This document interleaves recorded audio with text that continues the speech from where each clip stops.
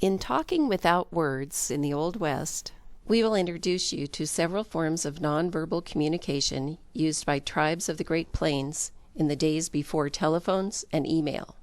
We hope that you will be able to follow up with some research of your own about nonverbal communication.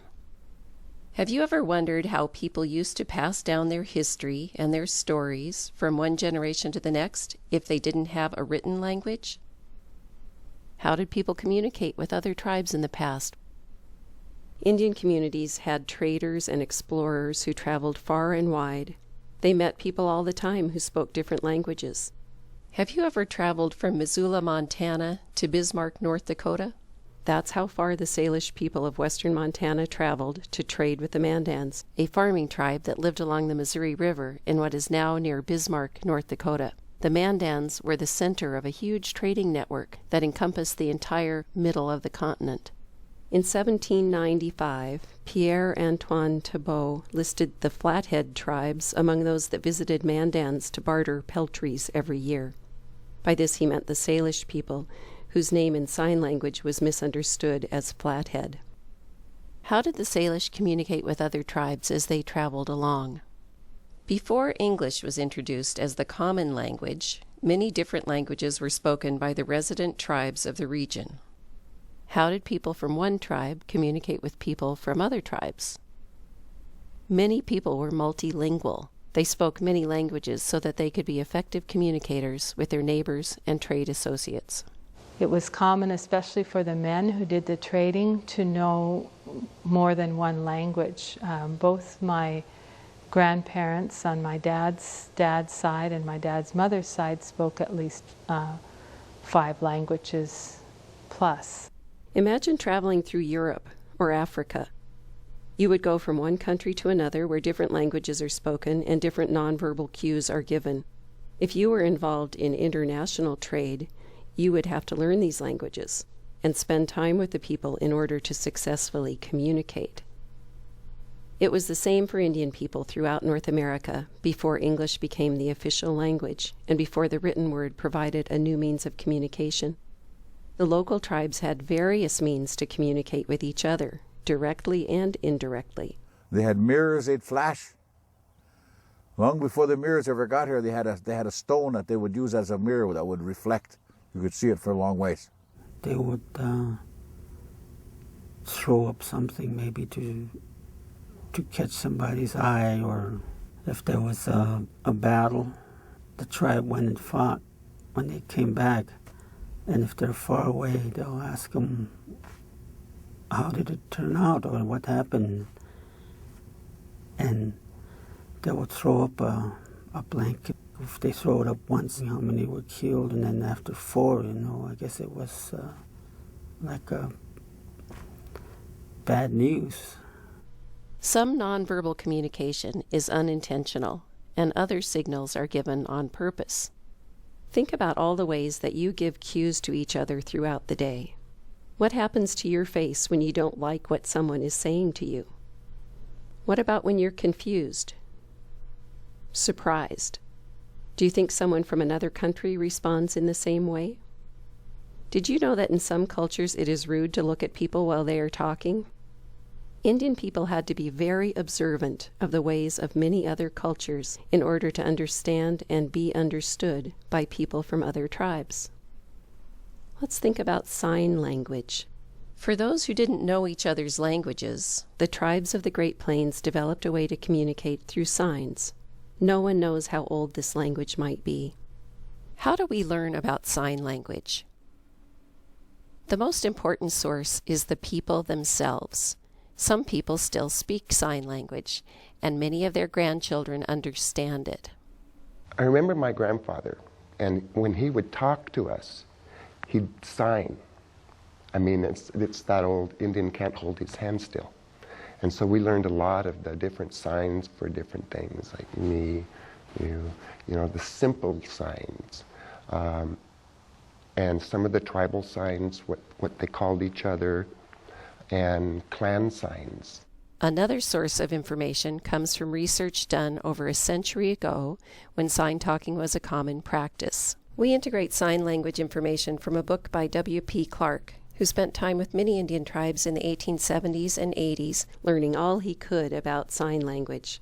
Another source of information comes from tapes made at the 1930 Sign Language Preservation Conference held in Browning, Montana.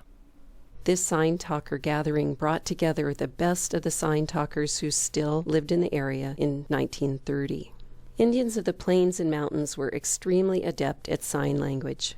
Sign language, all up and down the Columbia, the people would come over to this side of the mountains to buffalo hunt and out onto the plains.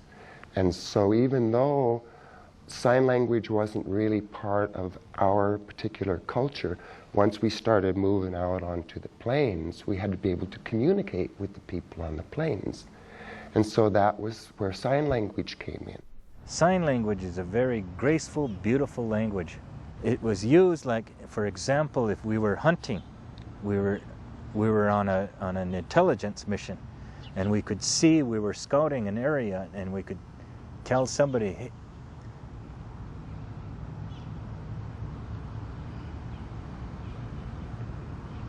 we could tell them that we would meet and go check over there. The sign language is a language, that each tribe has. Some are similarities, but yet there's some differences in sign language. As Meriwether Lewis noted, after traveling all the way up the Missouri River from St. Louis, sign language seems to be universally understood by all the nations we have yet seen. He goes on to say that this language is imperfect and liable to error, but is much less so than would be expected. The strong parts of the ideas are seldom mistaken.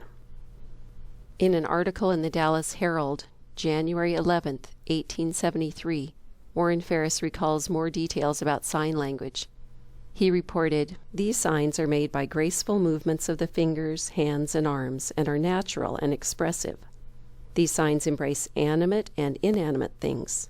Thought, hope, light, darkness, truth, each has its sign, which is well understood, as well as many other things, animate or otherwise, that is known to them." In this film, Mountain Chief of the Blackfeet tribe is telling a story about a battle on the Hoop Up Trail along the Milk River. Each tribe had their own sign for themselves, and then another tribe would have a sign for them as they saw them. So to say that there's one sign for the Sioux people or one sign for the Blackfeet people, they had their own signs for themselves. And each band had a sign for them because they saw them differently. They didn't see them as all Blackfeet, all Pika, all one tribe or another. Each band lived in a different place. A lot of it was what they ate. It was what they ate was the sign that was given to them. Like our people, my grandpa's people, the Nez Perce, they say this is the only sign, but the Shoshone had a different sign for us. They called us the Cows Eaters. We were the Cows Eaters. Tyhee, the chief of the Bannocks at the Fort Hall Agency in the 1880s, stated that his people learned what they knew of the sign language from the Crows and Nez Perce. That from Fort Hall to the north and east, the sign language was well understood. To the west and south, it was not. At the 1930 Sign Language Conference, the commemorative event in Browning, those represented at the conference included Piegan, Blood, Gros Ventre, Assiniboine, Hidatsa, Arikara, Mandan, Cheyenne, Shoshone, Arapaho, Crow, and Salish. Sign language is an international language. It's representative of all the great Indian civilizations, and it's still flourishing at this time. Some tribes have members who continue to use sign language. For others, the practice has died out. There are still very active sign talkers. Not so much over on the other side, in the western side. But on the plains, it's still very much utilized. The sign language has become almost extinct. I mean, there are very few people who understand it, and there's some of us who are learning it, you know, and reviving it. But in the past, even 2 generations ago, when the people spoke, even though they didn't have to, as they were speaking, they were signing as well. People could use sign language when they were together, but how did people leave messages for each other when there was no written language? In addition to hand gestures, local tribes had other ways to communicate using written signs or glyphs. Just as Lewis and Clark left notes for each other along the way, so did Indian people leave messages for each other to convey locational information, warnings, and noteworthy events. What if you need to leave a message for someone who was coming along later? In such circumstances, sign language wouldn't work. Indian people devised other methods to leave messages. The tribes of the Intermountain area used smoke in a number of ways. They set the prairie on fire as warnings to others, such as the fires that Lewis and Clark followed much of the way up the upper Missouri. Our people didn't use the smoke signal, obviously because of where we lived. We lived in valleys, and you couldn't see smoke unless it was a fire, you know. But out on the plains, I know they'd used them because you could see it for miles and miles and miles. Kemiowat's band of Shoshone set the prairies afire to call people together for the buffalo hunt. During the same year that Lewis and Clark met the Shoshone, the summer of 1805, in what is now Idaho, the Mountain Crow told Antoine Larocque how to notify them of his arrival when he returned the next year, documenting their system of smoke signal communication. Allies should use 4 fires. 1 less or 1 more would indicate enemies. He recorded it as this: "Upon my arrival at the island, if I do not find them, I am to go to Pryor Mountains, and then light 4 different fires on 4 successive days, and they will come to us, for it is very high, and the fire can be seen at a great distance, in number 4 and not more. If more than 4 come to us, we are to act upon the defensive, for it will be other Indians. If we light less than 3 fires, they will not come to us, but think it is enemies." Leaving messages was very important, and it was not just the Nez Perce, the Walla Walla, the Wiam. It was all of the western tribes that would come to the east to buffalo hunt. And what they did was so ingenious. They built rock cairns. And there's one up here on the pass called Indian Post Office. And you could go there and you could look at the things that had been left and where they were and where they were distributed, and know who had been there ahead of you, you know, where they were going. It was a post office. In the Deer Lodge Valley in Montana, Warren Ferris observed an interesting pictographic message, or curious Indian letter as he called it, along the trail back in the 1830s. As you listen, you might sketch a picture of what Ferris describes. He said, "Traversing the Deer House Plains with a party of traders and Flathead Indians, on our way to the buffalo range, we observed an Indian letter. This was drawn on a small extent of ground and indicated a fort at the 3 forks of the Missouri. It showed Indians trading at peace with the whites, and red sticks indicated Flatheads killed. It was meant as a warning to the Salish not to cross the mountains." Prince Maximilian, who traveled up the Missouri in the 1830s, deciphered another letter, this one from a Mandan to a fur trader. He said it meant this: "The cross signifies, I will barter or trade. 3 animals are drawn to the right of the cross. 1 is a buffalo, probably a white buffalo, the 2 others a weasel and an otter. The rider offers in exchange for the skins of these animals the articles that he has drawn on the left side of the cross, a beaver and a gun.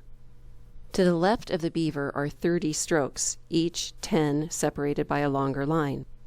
This means I will give 30 beaver skins and a gun for the skins of the 3 animals on the right side of the cross." In the dense woods of Upper Rock Creek in western Montana, old-timer Bus Hess when he was a young boy, found a message carved into the bark of a tree.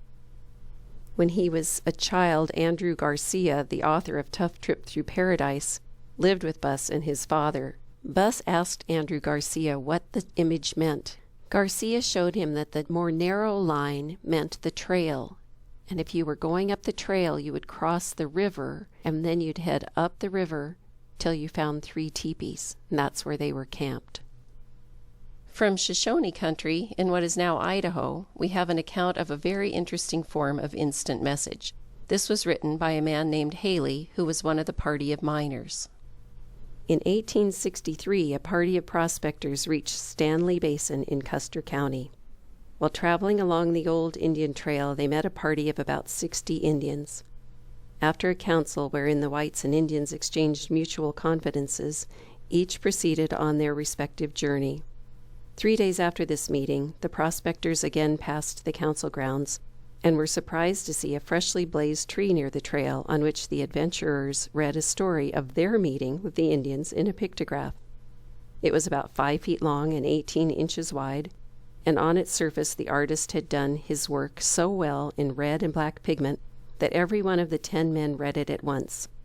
On the upper end of the blaze he had painted the figures of 9 men and horses, representing the number the white men had, and their only dog. On the lower end of the pictograph, 6 mounted Indians and 1 riderless horse appeared. Not far from these, the artist had painted a rifle and the accoutrements of which the Indian had stripped himself of. In the middle of the picture, the 2 ambassadors were represented with clasped hands. Between them and the figure representing the white company, the artist had painted a miner's pick, near which was an arrow pointing in the direction the white men had gone. There was no mistaking the object of the pictograph. It was to advise their people passing that way that there might be or had been a party of gold hunters in the country. Another Indian message was recorded by Thomas LaForge in Montana in the 1870s. You might draw what's in your mind's eye, what's in your own imagination, as you listen to what he recorded. He said, I found an Indian sign one time on my way back from Bozeman, where I had been sent to get our mail. Halfway down Fleischman Creek, my attention was attracted by a whole blanket spread out on the grass beside the trail. It was a good red blanket with a black stripe across each end. On its middle was lying a bunch of wild rye, this neatly tied together by twisted long blades of green grass. One corner of the blanket was folded over and weighted thus. My interpretation was that the bundle of wild rye meant, we are all together, and the folded corner of the blanket indicated the direction of travel. I decided these were Sioux, and that other Sioux, for whom the sign was meant, were not far behind. So I got away from that vicinity as rapidly as circumstances would permit. Indian travelers knew how to map the territory. They used whatever materials they had handy to prepare maps. Some of them were made of sand and rocks and sticks and whatever was at hand, just to draw a picture. Others were carefully drawn on stone or hide or bark to provide guidance to others. Akamaki's maps show the territory known by the Blackfoot and the features on the landscape that they used as landmarks as they traveled around. Akamaki used glyphs, written symbols, to convey the names of the landmarks in the upper Missouri country. There's King or Chief Mountain. There's Heart for Heart Butte. There's the Bear's Tooth. And there's the Bear's Paw Mountains. What if you want to leave a record for the future to supplement or enhance the oral history? Indian people had various ways to do this. One way was the winter count. Lone Dog, a Nakota, kept his winter count from 1800 to 1871. His winter count burned up in a fire, but copies were made before this happened.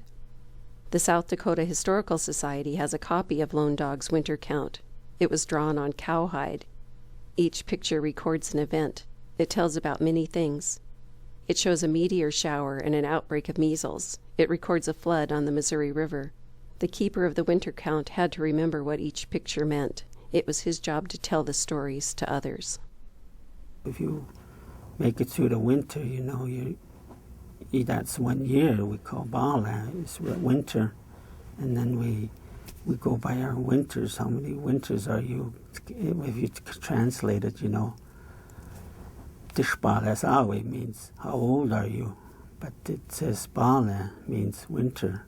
Andy Blackwater describes the meaning behind the pictographs found at the Writing on Stone Provincial Park in Alberta, Canada. These are the areas, high-level areas. This is where the spirits touch base with the ground. So in those areas, then we have common knowledge of all of them, and this is one place that people seek that spiritual guidance quest. They go on these quests, especially the younger people, like they go on a war path, on a raid to get horses or from the enemy to count coup, coming back. This is where they leave information about the quest that they went on, whether it's a raid or whether it's to get horses or to take other important items from the enemy. The participants provide or give testimony by counting coup, and that gives them that status or authority to speak on certain things. They more or less qualify themselves by counting their accomplishments, their acts of bravery. Now that you've had some time to think about different ways to communicate when you don't speak the same language, pay attention to all the nonverbal communication around you. Maybe you can keep track of things you notice and share the results with your classmates or family. Are you ready? I bet you just nodded your head.